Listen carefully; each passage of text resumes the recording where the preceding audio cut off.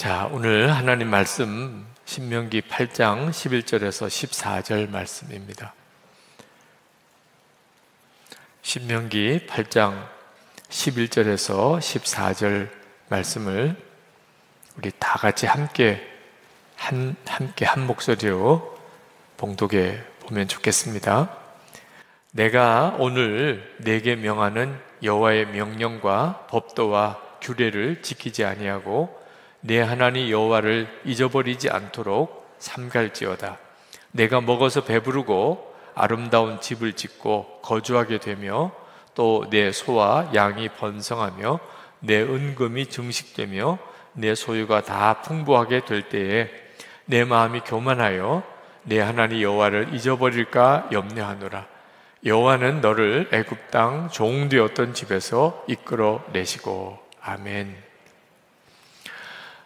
우리 가나안에 거하다 이 책을 기본 텍스트로 하는 특별한 시리즈 설교를 금요 성령 집회 때 이제 시작을 했습니다. 오늘이 두 번째 시간인데요. 책을 읽는 것과 실제로 금요 성령 집회 때 설교를 듣는 것은 좀 차이가 있습니다. 그래서 여러분들에게 꼭 책을 읽어보시도록 권해드리는 이유는 좀 충분한 성경적인 근거, 충분한 설명을 책을 통해서 공급받으실 수 있겠습니다. 근데 책을 읽어도 이게 핵심을 잘 붙잡지 못하는 경우에 이 금요 성령 집회에서 도움을 받으실 수도 있겠습니다. 그래서 함께 책을 여러분 이번 기회에 꼭 한번 읽어보시면 좋겠고, 또 말씀을 통해서 여러분들이 광야와 가나안에서 어떻게 살아야 하는지 아주 하나님이 명확하게 눈이 열리게 역사해 주시기를 축복합니다. 이번 시리즈 설교의 전체적인 방향은 인생은 어떻게 살아야 하는가, 도대체 인생은 무엇인가, 그런 주제가 되겠습니다. 인생이 무엇인가라는 질문이 어떤 사람에게는 너무 좀 사치스러운 질문처럼 여겨질 수도 있겠습니다. 뭐 인생이 뭐야? 그냥 사는 거지 뭐. 이렇게 생각이 될 수도 있어요. 뭐 유행가 가사도 있기도 합니다만 인생이 도대체 뭔가. 근데 그저 유행가의 어떤 한 주제 또는 뭐 생각을 하기를 좋아하는 사람들이 그저 시간이 많이 남아서 한번 생각해보는 그런 철학적인 주제만 아닙니다.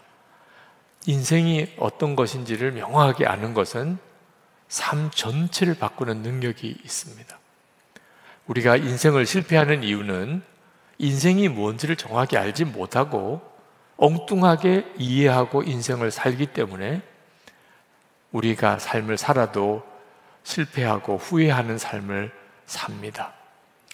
이 가나안에 거하다 저자인 이진희 목사님, 그분은 저하고는 신학교 동기이십니다. 지금 미국에서 목회하시는데 이 목사님이 처음에 뭐 책을 많은 책을 쓰셨지만 유명해지신 책이죠. 베스트셀러가 되는 아주 유명해진 책이 광야를 읽다라는 책입니다. 그 광야를 읽다라는 책에서 아주 굉장히 강력한 도전을 하셨어요. 그래서 그 책이 많이 팔리게 됩니다. 인생이 도대체 뭔가? 대부분의 많은 사람들은 인생을 산 정상에 올라가는 그런 성공을 향하여 나아가는 과정이라고 이해를 합니다. 그래서 어린아이들부터 열심히 공부하는 이유는 하여튼 어떻든지 정상에 올라가서 1등을 해서 합격을 해서 그래서 성공하는 삶을 살아보자고 그렇게 열심히 공부하는 거고 공부를 시키는 거잖아요. 직장에 가서 열심히 일하는 이유도 어떻든지 승진해서 내가 정상에 도달하고, 그래서 그런 계통의 책도 서점에 엄청 많이 있잖아요. 대부분의 사람들은 인생은 마치 산을 이렇게 정상을 향하여 나아가는 것과 같다고 생각하는데 그 광야를 읽다에서 그렇지 않다는 거예요. 우리의 인생은 사실은 산을 정상을 향하여 올라가는 그런 형태가 아니고 사막을 통과하는 것과 같은 것이다. 인생은 광야를, 사막을 지나서 통과하는 것 같다. 그런 내용으로 책을 쓰셨어요. 여러분은 그 점에 대해서 명확한 이해가 있습니까? 한번 생각해 보십시오. 인생이 정상을 차지하기 위해서 서로 이렇게 싸우고 경쟁하고 그렇게 사는 것인지, 아니면 사막길을 쭉 지나서 사막을 통과하여 가나안 땅에 이르는 것인지. 산은 말입니다, 전체 모습이 다 보입니다. 그죠? 멀리서 보면 내가 올라가야 될 산이 저 산이구나 보이죠, 그죠? 그래서 그 보이는 산을 향하여 우리가 산을 올라갑니다. 근데 사막은 끝이 안 보여요. 사막에 처음 초입에 서 있으면 도대체 끝이 어딘지 보이지 않습니다. 여러분의 인생이 어디에 가깝다고 생각되세요? 여러분의 인생이 끝이 보입니까? 인생은 이런 거구나, 이렇게 딱 감이 잡힙니까? 산은 어떻게 올라가야 되는지 대강 길이 나옵니다. 그래서 등산로라는 게 있죠. 그래서 그 등산로를 따라서 쭉 가죠. 지도에도 나옵니다. 그러니까 산을 올라가는. 근데 사막은 길이 없어요. 계속 모래바람이 부니까 그냥 방향만 있을 뿐이지 길이 없어요. 인생이 어느 쪽 같습니까? 등산로가 있는, 명확하게 길이 있는 그런 삶을 여러분 삽니까? 아니면 도대체 하루하루 시작이 됐는데 오늘은 어떻게 살아야 될지를 도무지 예측이 안 되는 사막길을 가는 것 같습니까? 산에 올라갈 때는 대략 모든 것이 대체적으로 예측이 가능합니다. 아래쪽에서는 어떨 거고, 중간쯤에는 어떻고, 또 조금 더 올라가면은 어떤 데 험한 지형도 있고, 대략 산 올라가는 것에 예측이 가능해서 미리 준비를 해갈 수가 있어요. 근데 사막은 지나갈 때 모든 게 불확실해요. 산은 올라가다가 힘들다 그러면 내려오면 됩니다. 그죠? 근데 사막은 계속 가야 길이에요. 이게 가다가 중간에 돌아올 수 있는 길이 아닙니다. 사막은 힘들어도 그냥 계속 가야 답이지 돌아올 수가 없어요. 인생은 산을 오르는 것 같을까요? 사막을 지나가는 것 같을까요? 그 책에서 인생은 사실은 광야를 지나가는 것과 같다. 성경이 이스라엘 백성들이 광야를 지나서 가나안 땅에 들어가게 하신 것처럼 하나님은 우리의 인생길을 광야를 지나가도록 그렇게 이끄신다. 그 내용에 대해서 참 설득력 있고 또 실제로 눈이 열리도록 잘 설명해 주고 있습니다. 안타깝게도 그럼에도 불구하고 사람들이 마치 사막을 지나가는 것을 산을 등산하는 것처럼 생각하고 사니까 이게 전혀 안 맞는 겁니다. 그러니까 등산하는 것과 사막을 지나가는 것은 완전히 다른 형태거든요. 근데 우리에게 있어서 중요한 것은 어떻든지 하여튼 이 광야를 제대로 빨리 통과하는 거지, 산 정상을 점령하는 게 아닌데도 산 정상을 점령하는 것처럼 그렇게 사니까 문제가 생기는 거예요. 많은 그리스도인들이 광야에 대한 하나님의 계획을 정확히 잘 이해를 못하고 있어요. 지금 여러분의 삶이 광야와 같으신 분 있으실 겁니다. 우리가 오늘 노숙인들을 위해서 헌금을 했는데 진짜 그분들은 광야길을 지나가고 있는 거예요. 하루하루 하나님이 주시는 것을 먹고 살아가야 되는 삶, 그런 심정이신 분들이 있을 겁니다. 그런데 하나님이 우리를 광야를 지나가게 하시는 것이 많은 성도들이 하나님의 징계라고 여겨요. 내가 잘못해서 하나님이 나에게 벌을 주시나 봐. 내가 그때 그렇게 살았기 때문에 하나님이 이렇게 나를 비참하게 만드셨나 봐. 그렇게 생각합니다. 또는 하나님 제가 뭘 잘못했길래 제게 이런 어려운 일을 주시나요? 이런 마음을 가지고 광야를 생각하니까 이 광야를 제대로 걸어가지를 못하는 거예요. 여러분, 광야도 하나님의 구원의 여정 속에 들어있는 겁니다. 하나님이 우리를 구원하시고 그리고 주신 게 광야예요. 이스라엘 백성이 애굽에서 출애굽하고 바로 군사가 뒤에서 쫓아올 때 하나님이 홍해 바다를 가르시고 그리고 이스라엘 백성들이 홍해를 걸어서 통과했습니다. 그리고 바로 군대가 뒤쫓아오다가 홍해 바다에 다 수장되죠. 그 모습을 보았던 이스라엘 백성들은 춤을 추면서 기뻐했어요. 그 춤을 추면서 기뻐하는 그 순간이 언제지요? 광야로 들어가는 순간이에요. 광야길로 들어가는. 그러니까 광야길로 들어가는데 춤을 추면서 기뻐했어요. 그 구원의 한 여정이었기 때문에 하나님이 우리에게 허락한 구원 속에는 광야길이 있습니다. 그러니까 광야는 하나님이 우리를 무섭게 징계하시기 위해서 주시는 길만 아니에요. 그 점을 알고 나면 광야에서도 감사가 나옵니다. 그 이스라엘 백성들이 홍해 건너고 난 다음에 그렇게 노래하고 춤을 추고 기뻐했던 그 역사가 실제로 광야 생활에서도 가능한 거죠. 영적인 눈만 뜨이면 빨리 광야를 지나가야 되겠다, 그런 생각만 하니까 하나님 언제 이런 어려움이 끝나요? 이러니까 광야가 점점 길게 느껴지는 겁니다. 마음이 이렇게 조급해지면 시간이 더 길게 느껴지잖아요. 우리가 코로나19로 인해서 어려움을 겪는 것도 이제 3년째가 되는데 굉장히 길게 느껴지죠. 왜? 이거 빨리 끝나야지 하니까 점점 더 심리적으로 더 어려움을 갖는 것처럼. 근데 하나님이 이스라엘 백성을 광야를 지나가게 하신 까닭은 괜히 고생시키려고 지나가게 하신 게 아니고 하나님만 의지하고 하나님만 바라보고 하나님께만 순종하고 그렇게 하나님과 동행하는 삶을 훈련시키시려고 광야길로 인도하신 거예요.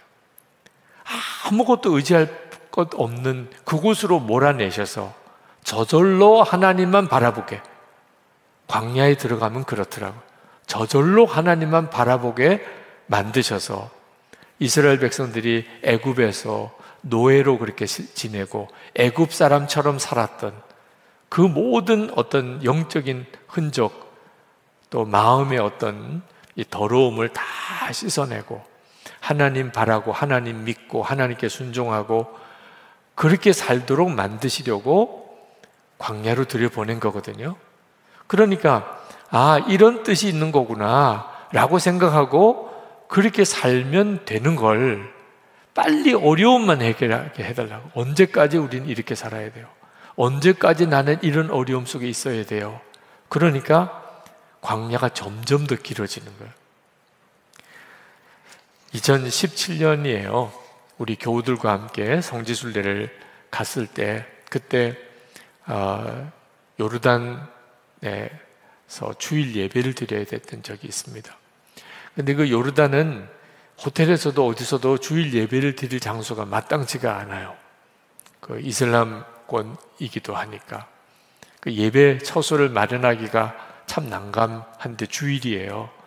그래서 가이드 하시는 집사님에게 우리가 주일 예배를 어디서 좀 드리면 좋겠는데 혹시 여기 근처에 무슨 교회가 있든지 그럴 수 있는 장소가 있으면 좀 알아봐 달라. 그랬더니 그 집사님이 한참 있다가 목사님 이러면 어떨까요? 그러시더라고요. 그래서 무슨 좋은 생각이 있으시냐 그랬더니 광야에 나가서 가는 길에 우리 여정 중에 그 광야에서 예배를 드리면 어떨까요? 얼마나 멋있는지. 광야 예배. 와, 그렇구나. 그런 방법이 있구나. 그러면 뭐 다른 사람 눈치 볼 것도 없고 주변 사람 신경 쓸 것도 없고 그러면 그렇게 하시죠. 그래서 주일 예배를 광야에서 드리기로 하고 주일 아침에 이제 호텔을 출발을 했습니다. 근데 한참을 가다가 그냥 끊임없는 광야예요.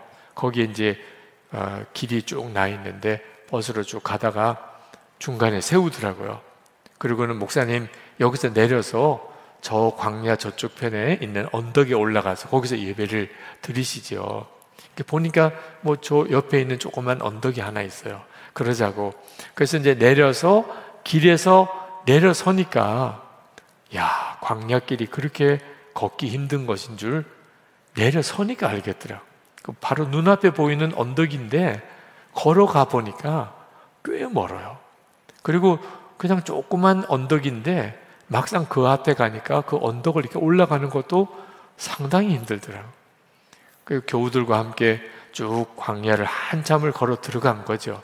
그래서 광야에 있는 언덕에 그 경사진 곳에 이제 우리 성도들이 앉고 저도 이제 거기에 앉았어요. 여기서 이제 예배를 드려야 되겠다. 언덕진 곳에서 앉아 보니까 눈앞에 광야가 쫙 펼쳐진 겁니다. 버스를 타고 길에서 보던 광야와 실제로 광야 속에 들어가서 광야의 언덕에 앉아서 거기서 보는 광야는 느낌이 완전히 달라요. 마치 이렇게 사진으로 보는 것과 실제로 거기서 보는 것과 다른 것처럼. 그때 하나님께서 제 마음에 갑자기 그런 질문을 주시더라고요. 이런 광야에서라도 너는 나를 믿을 수 있겠느냐? 이스라엘 백성들이 광야에서 어떻게 하나님을 믿고 살았는지가 그대로 실감이 돼요. 저 혼자 어디서 뭐 먹을 수 있는 식량을 구할 수도 없어요. 물을 구할 수도 없어요. 이런 광야가 끝없이 펼쳐지고 사람은 300만이 넘는 사람이 함께 몰려 있다면 그건 뭐 며칠 내로 다 죽는 겁니다. 하나님이 살아계시면 먹이고 하나님이 안 계시면 죽는 곳이에요. 광야는. 그러니까 광야에 잘못 들어가면 죽는 거예요. 길 못 찾고 헤매면 거기서 그냥 죽는 겁니다. 짐승밥이 되든지 목말라 죽든지 굶어 죽든지 그렇게 죽는 거죠. 그러니까 오 주여예요. 오 주여. 당장 어디로 가야 됩니까? 뭘 먹어야 됩니까? 무슨 물을 마셔야 됩니까? 이스라엘 백성들이 그 출애굽하고 광야에서 어떤 느낌이었을지를 그냥 생생히 느끼겠더라고요. 하나님을 믿는다는 것, 하나님을 의지한다는 것, 하나님께 기도한다는 것. 거기는 이런 걸 믿음이라고 그러고 하나님을 의지하고 기도한다는 거구나. 이게 딱 느낌이 와요. 하나님이 광야를 괜히 보내신 게 아닙니다. 하나님이 만나를 주시고 반석에서 물을 나게 하시고 구름기둥, 불기둥으로 그들을 매일 그렇게 인도하시는 40년의 생활을 통하여 이스라엘 백성을 하나님 백성답게 만드신 거예요. 하나님을 믿는다는 것이 실제가 되게 해주시는, 하나님 없으면 당장 죽는 상황이니까. 이 점을 깨달아야 광야를 지나가게 돼요. 그래서 혹시 여러분 중에도 정말 그런 광야를 내가 지금 지나고 있다, 그런 느낌이신 분 있으십니까? 그러면 하나님의 계획은 하나님만 전적으로 의지하고 하루하루를 사는 믿음의 눈을 열어주시려고 함이에요. 여러분 오늘 하루를 사셨잖아요. 그죠? 가진 것도 없어요. 뭐 잘 때도 지금 내 집도 아니에요. 오늘도 집회가 끝나고 나면 어디로 가야 될지도 솔직히 잘 모르겠어요. 이런 사람은 진짜 광야를 지금 보내고 있는 거죠. 그래도 기억해야 돼요. 오늘 하루를 살았잖아. 어떻게 먹었든지 어떻게 지냈든지 오늘 하루를 지났잖아. 그러니까 이스라엘 백성들이 광야에서 그렇게 하루하루를 지난 겁니다. 도무지 뭐 살아낼 수가 없는 것 같은데 하루를 산 거예요. 아침에 만나가 내렸고 또 오늘 갈 길을 하나님이 구름기둥, 불기둥으로 인도해 주셨고 마실 물이 없으면 반석에서 물이 나게도 하시고 그게 광야 생활이었습니다. 자, 그런데 중요한 것은 우리의 삶에는 광야만 있는 게 아니라는 겁니다. 가나안도 있어요. 그래서 광야에서 사는 것과 가나안에서 사는 것을 함께 잘 알아야 됩니다. 완전히 달라요. 광야 생활과 가나안 생활은 완전히 다릅니다. 광야를 지날 때는 그 상황이 참 힘들지만 그래도 한 가지, 날마다 기적이에요. 날마다 기적. 아침에 눈을 뜨고 나가보면 이렇게 만나가 내려 있다니까. 날마다 기적이에요. 구름 기둥, 불 기둥이 떠서 낮에는 구름 기둥, 밤에는 불 기둥으로 하나님이 우리와 함께 계시는구나. 24시간 확인하고 살아요. 반석에서 물이 나는 기적도 일어나요. 그러니까 광야 생활은 가만히 돌아보면 힘든 것만 보면은 뭐 말할 수 없이 힘들지만 또 뒤집어 생각하면 매일 기적이에요. 매일 기적. 하루를 살았다는 게 기적이라니까요. 그게 광야였다면 가나안 땅은 자기가 이제 농사 지어야 돼요. 하나님이 만나를 안 주세요.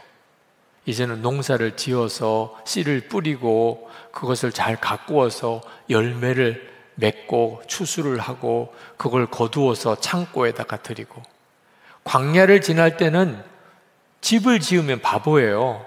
왜? 내일이면 또 가야 돼요. 지금 사막 한가운데 집 지어서 어떻게 하자는 거예요. 빨리 뭐 텐트라도 치고 그 다음에 아침에 일어나서 걷어가지고 짊어지고 가야지. 무슨 뭐 벽돌로 집 짓고 뭐 이랬다가는 이건 뭐 사막은 완전히 끝이죠. 그게 광야였다면, 광야에서는 집을 짓는다든지 창고를 짓는다든지, 광야에서는 무슨 재산을 모은다든지 그 재산 들고 옮기고 다녀야 되니까. 그러니까 무거운 짐은 광야에서는 정말 적합지가 않아요. 옷을 몇 벌씩 가질 이유가 없어요. 광야에서는. 이제 가나안은 달라요.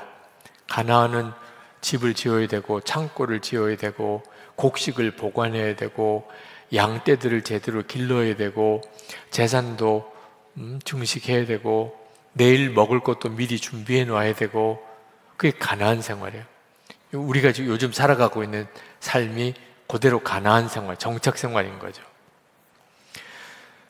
모세가 가나안에 들어가면 광야에서와는 다르게 살 거다 하는 이야기를 이스라엘 백성에게 해줍니다. 그게 오늘 읽은 12절, 13절이에요.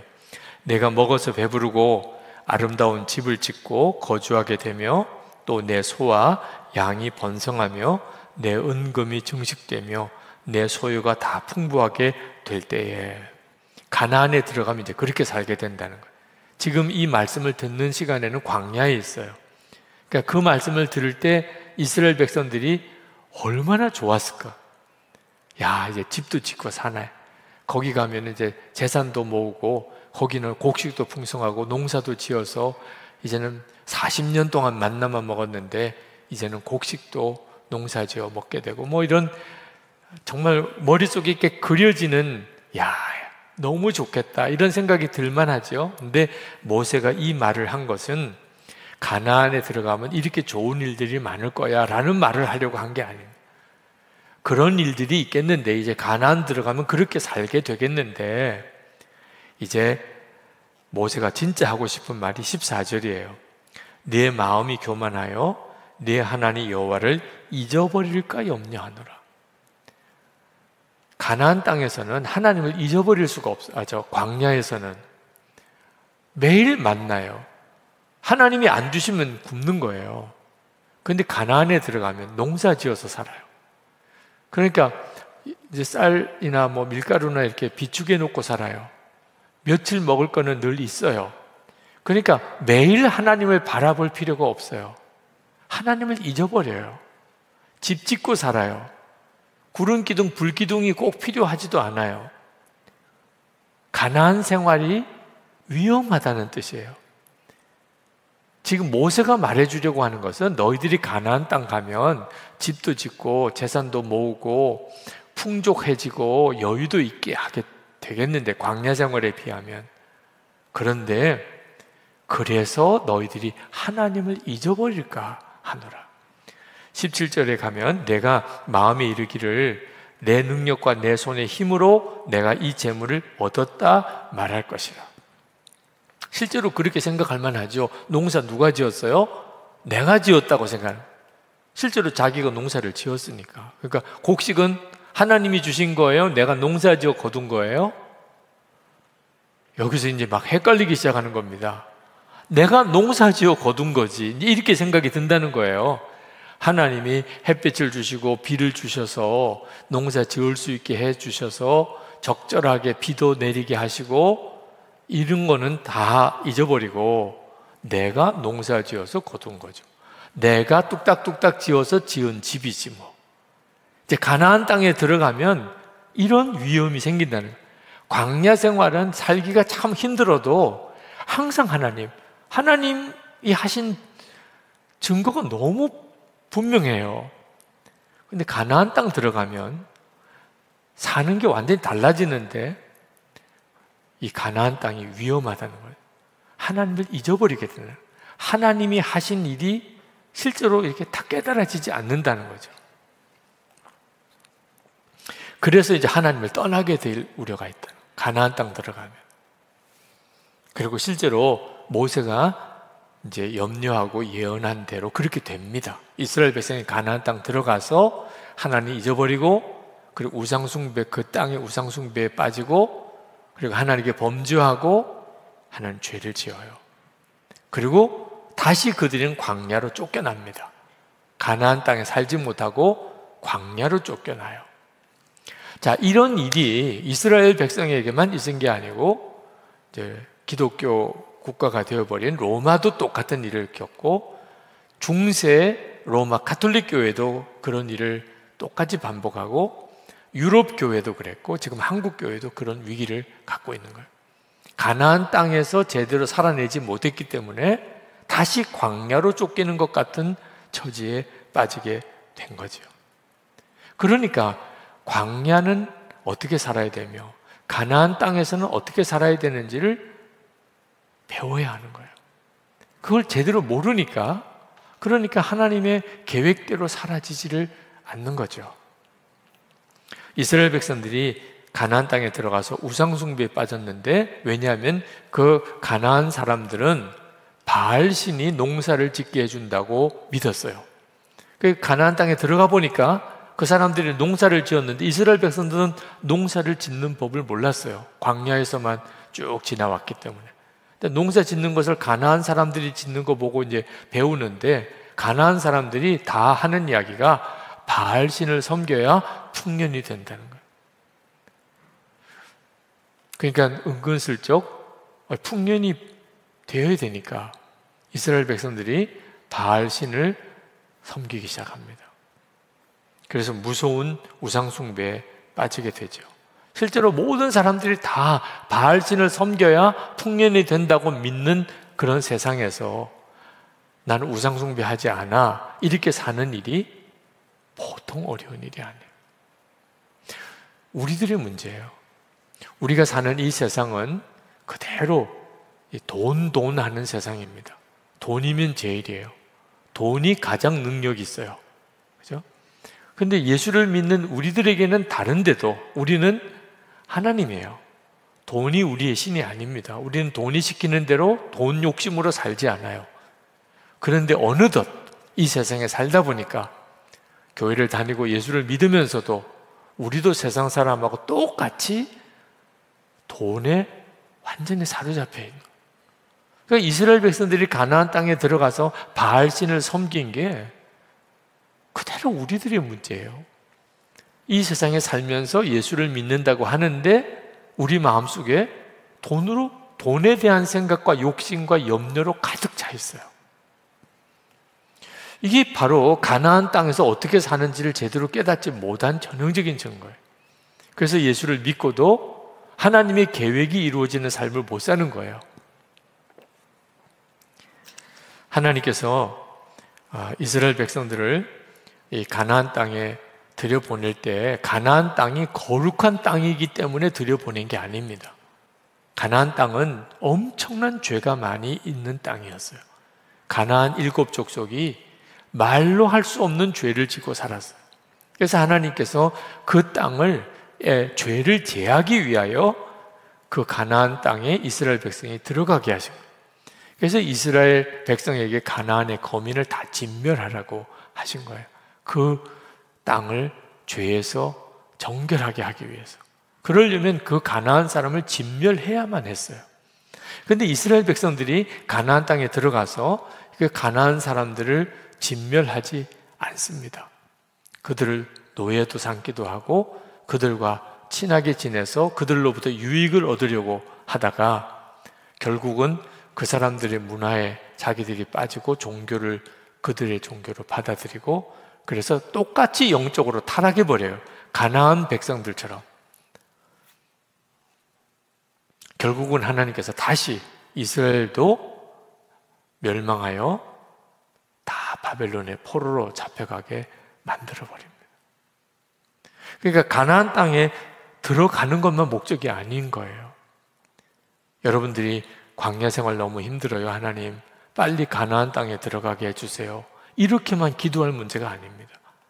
가나안 땅에 들어가서 거기서도 오히려 더 광야보다도 위험한 곳이라고, 하나님만 전적으로 의지하지 않으면 광야보다 더 위험한 곳이라고 명심하고 하나님 의지하고 바라보고 살지 않으면 다시 광야 생활로 돌아가게 돼요. 지금 우리가 살고 있는 세상은 가나안보다도 더 악한 세상이 되어가고 있습니다. 그게 굉장히 두려운 일이에요. 정말 정신 똑바로 차려야 하는 겁니다. 이번에 가나안에 거하다 이 책을 가지고 시리즈 설교를 했으면 하고 원했던 것은 우리가 지금 이 시대에 세상에서 예수 믿는 성도로서 살아가는 것에 대해서 명확하게 좀 공부를 하고 배울 필요가 있겠다고 생각이 들었기 때문에 지금 우리에게도 굉장히 많은 유혹이 다가오고 있습니다. 여러분, 지금까지 살아오는 동안에 힘들었던 시절이 있었을 겁니다.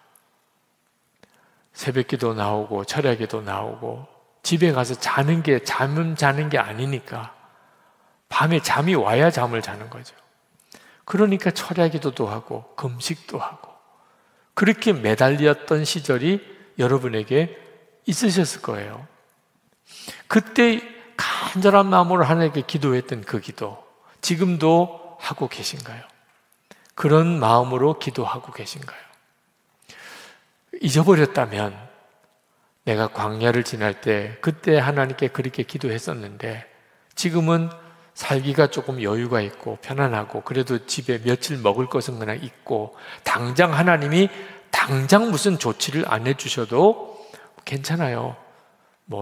내가 거처할 방도 있고 또 며칠 먹을 식량도 있고 또 좀 가지고 있는 돈도 있고 또 주변에 아는 사람들도 좀 있고 그 마음이 이렇게 하나님 앞에 이렇게 간절해지지 않는 거죠. 이게 가나안 땅에 들어가서 위기라는 거예요. 모세가 그렇게 걱정했던 거. 너희들이 가나안 땅에 들어가서 하나님을 잊을 것이라. 광야에서 매 순간 하나님이 함께 해주셔야 됩니다. 이런 마음이 아니게 된다는 거예요. 여러분, 우리 교회가 광야를 지나는 시점이 있었어요.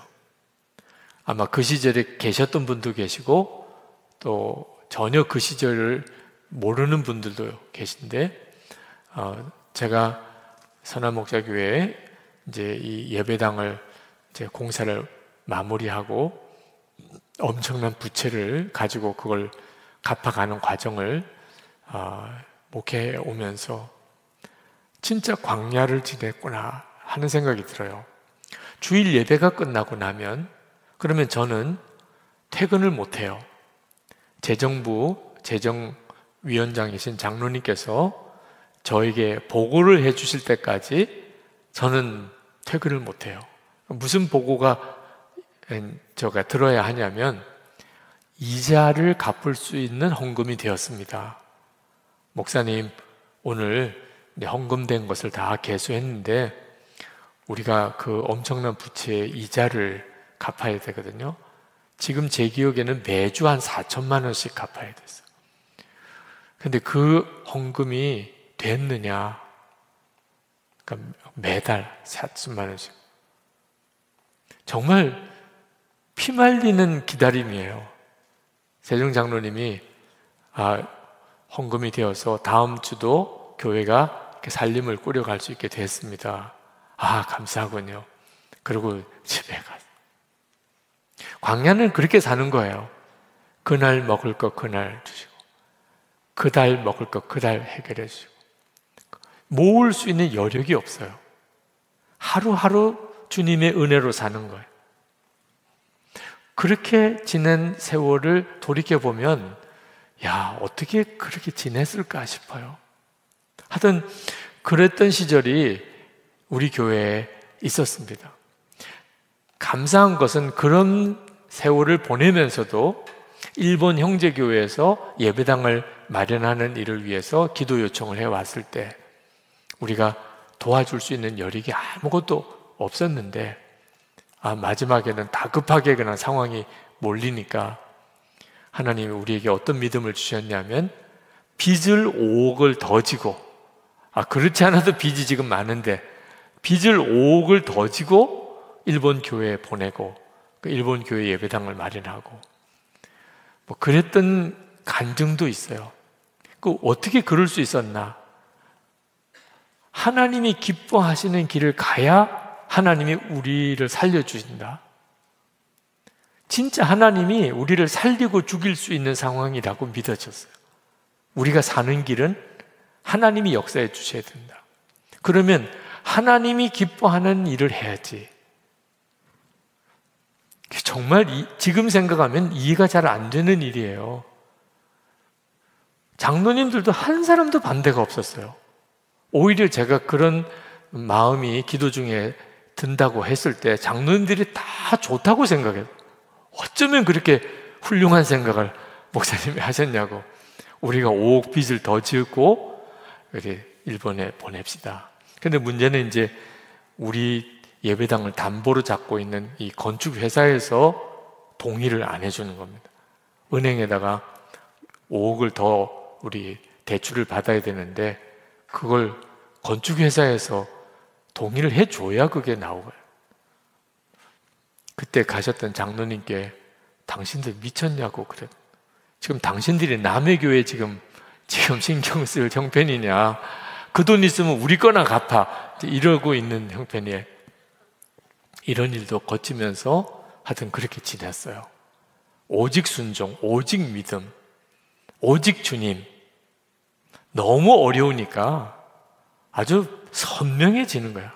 주님만 믿고 주님 기뻐하는 일을 하고 주님께만 순종하고 어차피 죽을 거니까 이래 주거나 저래 주거나 5억 더 지고 죽자 이런 각오도 생기더라고요. 근데 이제 지금은 분명히 우리가 광야는 지났어요. 그래도 교회 재정 주일 끝에 재정부에서 보고를 받아야만 퇴근을 할 정도는 아니에요. 가나안에서 사는 거죠. 이제는 모아두고 교육관도 지었고 우리 교회 여러 가지 재정 형편이 참 하나님의 복을 주셨다 그렇게 된 거죠. 지금이 가나안인 거예요. 근데 그래서 우리가 지금 더 위험한 형편에 있다 이걸 알아야 되는 거예요.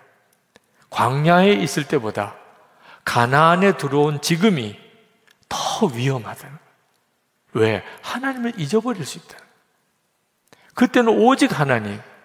그래서 믿어지지 않는 순종도 했는데 지금은 그냥 우리가 뭔가를 가지고 있다고 생각하니까 철저하게 하나님에게만 순종이 안 될 수도 있다.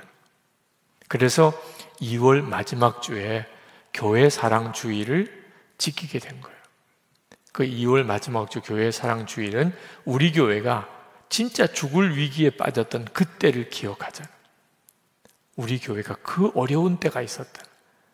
그때 하나님이 진짜 우리와 함께 하시고 우리를 건져주셨다. 그걸 잊어버리면 안 된다. 광야를 지날 때는요, 다 믿음이 좋은 것 같아요. 그때는 진짜 죽기 살기로 믿는 거예요. 근데 진짜 믿음은요, 가나안에 들어와서 나타나는 거예요. 이분이 진짜 믿음이 좋구나. 그는 형편이 괜찮을 때, 여유가 있을 때, 그때도 주님을 기억하는, 주님이 기뻐하는 대로 주님만 믿고 그렇게 사는 거죠.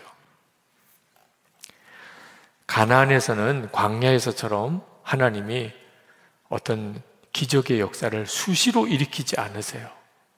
그만큼 형편이 나아진 거죠. 그죠? 그렇지만 하나님께서 함께 하지 않으시는 건 아니에요. 하나님은 늘 광야에서나 가나안에서나 똑같이 같이 계세요. 근데 하나님이 원하시는 것은 가나안에 들어가서도 광야에서 하나님을 바라보는 것처럼 가나안에서도 하나님을 바라보아야 된다는 거예요. 그러면 이 가나안 땅이 하나님의 나라를 위해서 더 귀하게 쓰임 받아요. 광야에서는 생존 자체가 문제니까 하나님의 일을 할 여력이 없어요. 그저 그날 먹고 사는 게 정말 절박한 처지니까. 가나안 땅에서는 이제는 하나님의 일을 할 수 있는 여력이 있다는 거예요. 하나님을 주목하라. 가나안에서도 하나님을 주목하라. 광야에서처럼 하나님을 주목하라. 하나님이 우리를 쓰실 일이 있어서 가나안에 들어오게 하신 거예요. 근데 이제는 집도 있고 먹을 것도 있고 좀 먹을 여력도 남겨두고 어떻게 좀 가지고 있는 돈도 있는데 광야보다 못한 믿음으로 살면 하나님이 다시 다 걷어가시고 다시 광야로 나가게 하는 거야. 주님만 바라보게 훈련하시려고. 여러분, 가나안을 풍요한 곳, 어려움이 없어진 곳, 이런 개념으로 가나안을 생각하면 안 됩니다. 하나님, 나 지금 너무 힘들어요. 이 어려움 빨리 좀 해결해 주세요. 이런 구조로만 가나안을 생각하면 안 돼요. 가나안은 절대로 풍요하고 편안하고 좋은 곳은만은 아닙니다. 지난번 시간에 말씀드린 것처럼 애굽, 갈대아 우르, 가나안보다도 훨씬 좋아요. 편안하고 좋은 곳으로만 따지면 이 세상에도 우리 눈을 현혹하고 있는 곳이 많아요. 야, 저기는 진짜 좋은 곳인가 봐.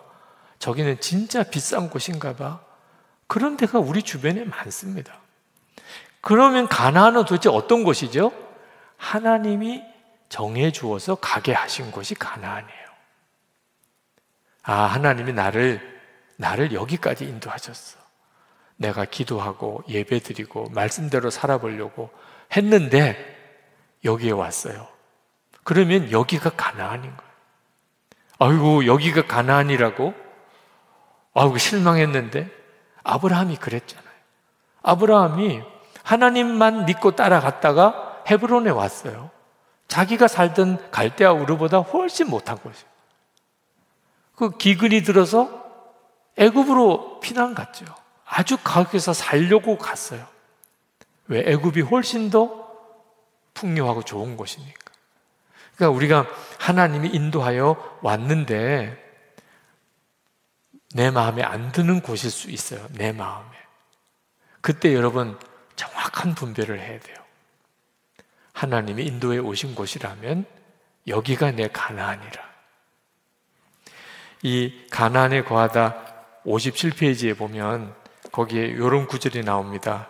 하나님이 우리를 인도해 가시는 곳, 하나님이 보내시는 곳, 그곳이 어디든지 간에 그곳이 바로 우리의 가나안이다. 하나님이 보내신 곳에 와 있다면 우리는 이미 가나안에 있는 것이다. 여러분이 지금 가나안에 있는지 아닌지는 여러분이 압니다. 오늘 기도해 보면 알아요. 하나님, 제가 지금 가나안에 와 있는 것입니까? 여러분이 기도했고 말씀에 순종했고 하나님을 믿었고 그런데 지금 여기서 살고 있어요. 하나님이 나를 지금 가나안 여기로 인도하셨구나. 황윤철 선교사님이라고 계신데 태국에 계십니다. 중국인 신학교를 지금 섬기고 계신데 이번에 보내오신 선교 보고에 딱 그 말씀이 나와 있어요. 제가 그 황유조 선교사님의 선교 보고를 제가 읽어드릴게요. 저희들이 이곳에 온 지 712일이 지나고 있습니다. 이곳은 저희를 새롭게 부르신 저희 가정의 가나안입니다. 가나안이 이집트보다 좋은 이유는 이집트보다 더 풍요롭고 비옥하여 젖과 꿀이 떨어지는 땅이어서가 아닙니다. 가나안에도 여전히 광야는 펼쳐지고 스스로 땅을 개간해야 하고 정착하는 수고를 해야 하는 땅입니다.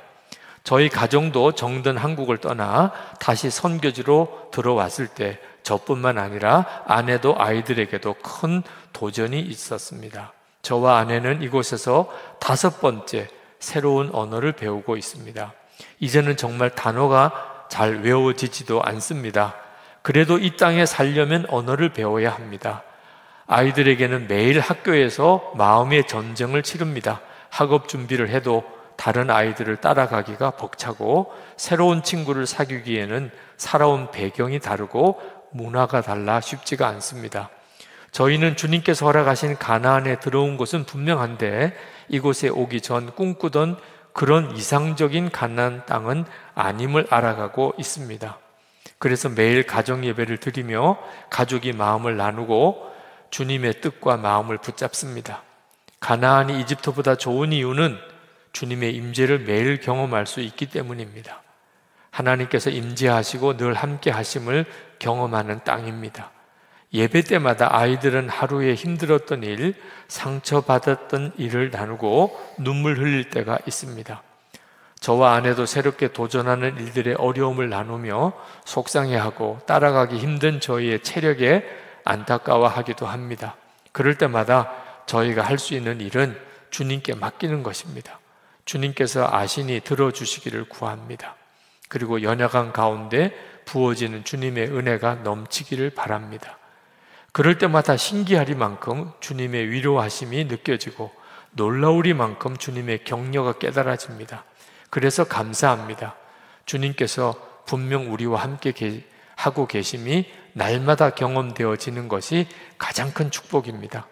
여전히 아이들 마음이 시원하지는 않지만 아이들도 주님께 맡기는 법을 배우고 있습니다. 코로나 상황 속에서 사회에 어려움이 많지만 그조차도 다 감사가 되고 순종이 됩니다.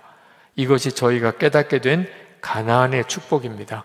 저희 가정이 가나안의 생활에 더 잘 적응해 나가고 그 복을 마음껏 누리게 되기를 위하여 기도 부탁드립니다. 이것이 가나안에 사는 성도의 삶의 비밀이에요. 그러면 하나님이 반드시 가나안 땅에서 광야에서 역사하신 것과 전혀 새로운 역사를 이루십니다. 가나안에서도 함께 하셨고 가나안 광야에서도 함께 하셨고 가나안에서도 함께 하시는데 그 스타일이 다르세요. 광야에서는 만나로 구름 기둥, 불 기둥으로 반석에서 물이 나오는 것으로 이렇게 역사하셨고 가나안 땅에서는 하나님의 나라와 하나님의 영광을 위하여 우리를 놀랍게 쓰세요. 근데 중요한 핵심은 주님을 바라보는입니다. 주님을 바라보는. 가나안 땅에서 제대로 살아내려면 광야에서보다 더 주님을 바라봐야 돼요.